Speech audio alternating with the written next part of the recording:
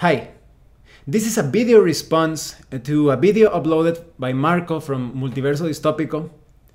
In that video, he talks about role-playing games as a form of addiction. I think this is a very interesting topic, and if you want to watch his video, I'm going to put a link in the description below. I recommend that you do so, because he shares some of his personal experiences related to role-playing games as an addiction. And I think he also mentions some positive and negative sides to the whole thing. But I personally feel like this addiction has both good and bad sides to it. Like many things in life, there is like a duality, and it's up to you to bring out the good or the evil of a certain thing. And in this case, role-playing games, you can use the addiction to your advantage, or you could let it control you, which would be a very bad thing.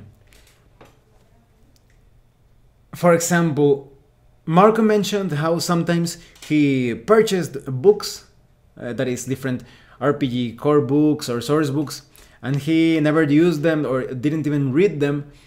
And I think this happens to a lot of us, and it happens in many different hobbies. So for example, those who play video games sometimes have good old games or Steam libraries filled with games that they have yet to play or finish. War gamers usually have like miniature kits that they never put together or paint and never use them in a game. And when it comes to RPGs, I've heard many players, myself included, that sometimes have a lot of books and they have yet to use them. But I think, again, this could have a negative and a positive side to things, because on the negative side of things, maybe you don't control your budget and you start spending and spending money without ever using the things that you own, or bring you in financial troubles.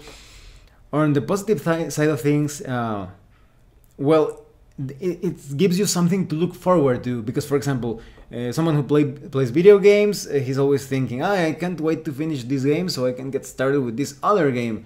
Or a war gamer could be, I can't wait to finish painting this army so I can put together this other vehicle or army or whatever.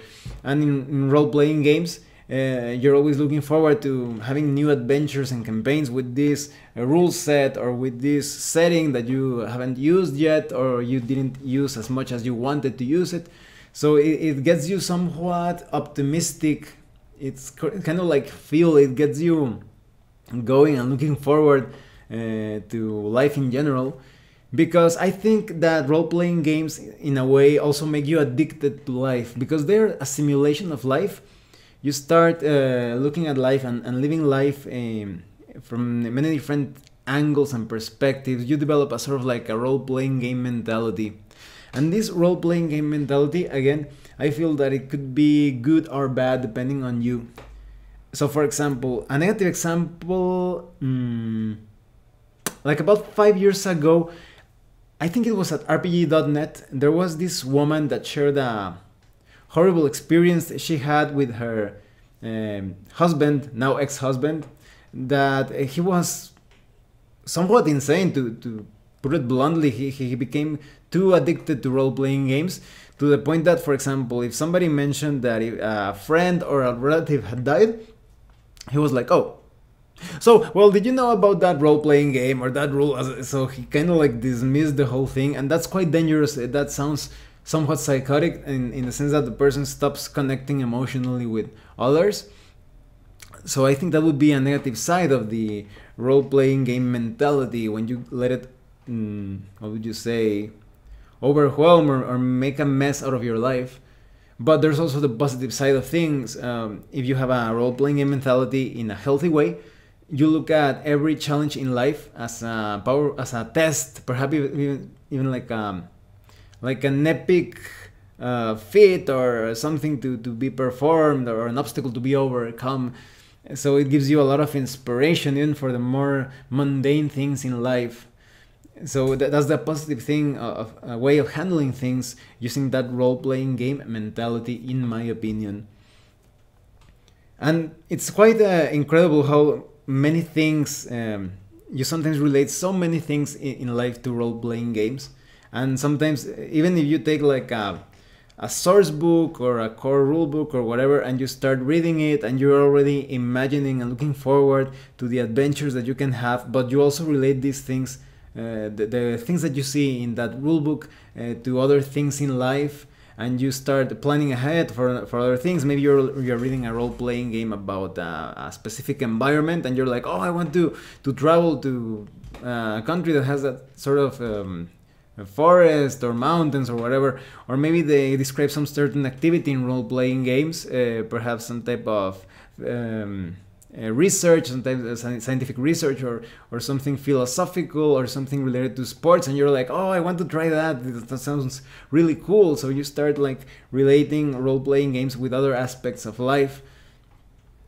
It's just that role-playing games seem like a huge semiotic domain that relates to everything, and you could say, well, that applies to movies, to books, but with role-playing games, because it's so interactive that you can do almost anything that you want in a role-playing game, in a tabletop role-playing game, and then you can jump into the shoes of a character, of any protagonist and hero or villain, and you can interact with all the other characters and modify the adventure to your liking. You start relating almost, or finding like a link between role-playing games and almost everything in life. At least that has happened to me at times. So Marco also mentioned that if we had like alternatives or substitutions to help us with that role-playing game addiction. And to tell you the truth, I don't think there is a way to escape the addiction. Once you get the addiction, you have to put it to work in your favor. Or in the worst case scenario, the addiction controls you. But when we talk about putting it to work in our favor, is that you establish a sort of like a feedback between role-playing games and other activities. So for example, one activity that I would say that this serves like a good substitute to role-playing games, it would be like exercise.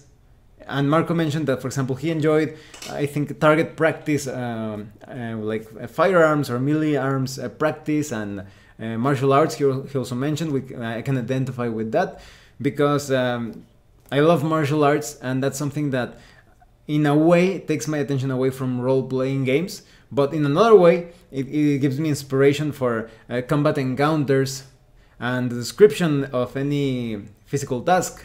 And in general, exercise is quite healthy. So I consider it like a must for someone who has the RPG addiction. And it also breaks that stereotype that they always say, oh, RPG geeks are always like out of shape. They're either overweight or completely skinny. But with exercise, you can keep fit and you can enjoy your hobby. And when it comes to different forms of entertainment, such as movies, anime, manga, video games, I also see many links or relations with role-playing games. There's a constant feedback. Video games and anime and manga, because they have so many different topics and themes and plot lines, mystery, horror, action, comedy. You sometimes obtain inspiration from those things and apply them to role-playing games. Or sometimes you think of those things as role-playing game sessions. I'm going to put a link in the description below of my review of Record of Lodoss War if you want to see how there is a sort of connection between role-playing games and anime.